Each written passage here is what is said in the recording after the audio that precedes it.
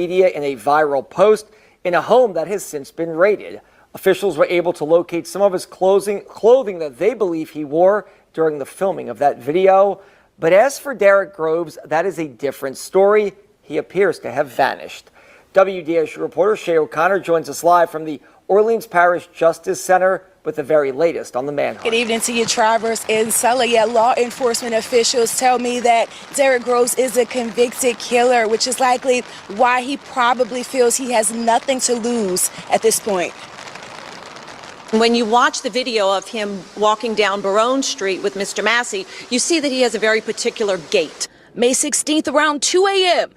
Officials say Derek Groves and 2 other escapees are seen here walking in downtown New Orleans. Law enforcement says it's the last confirmed time Groves was spotted. Nearly 3 weeks later, and officials say Groves could be disguising himself in plain sight. His face is definitely out there. So perhaps he has grown some facial hair, perhaps he has changed the color of his hair. But the one thing he can't change is the fact that he's a very tall individual. Since the escape, videos of Antoine Massey have surfaced on social media, leading to a house raid in the 7th Ward. Officials didn't find Massey, but they did find a trace. But Groves, a convicted killer, has largely remained in the shadows. He has nothing to lose. He's been convicted by a jury unanimously of murder. He's looking at the rest of his life in Angola. Officials say social media played a huge role in getting Groves convicted in October for the shooting deaths of 2 people on Mardi Gras in 2018. So it's likely you won't see him there. They also say it's likely that people are helping both of the escapees at this point. He's not a community guy, so why not turn him in? It's a disservice to themselves as well as the community. In the end, I think both of these men are going to run out of support. They're going to run out of friendship networks. They're going to run out of food and clothing. But officials say Groves may still be here in Louisiana.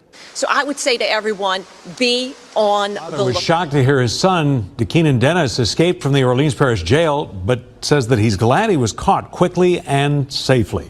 Good evening once again. I'm John Snell. And I'm Meg Gatto. As Andres Fuentes reports, that father now pleads for his relative Derek Groves to turn himself in. Before state troopers flew 24-year-old DeKeenan Dennis by helicopter to Angola, they let his father, Kimmy Jacob, speak to him face-to-face at their city headquarters. I asked him, I said, well, son, did anybody coerce you, what happened? He was like, no, Dad, I see an opportunity, and I took it. Did nobody buck me up to leave or nothing like that.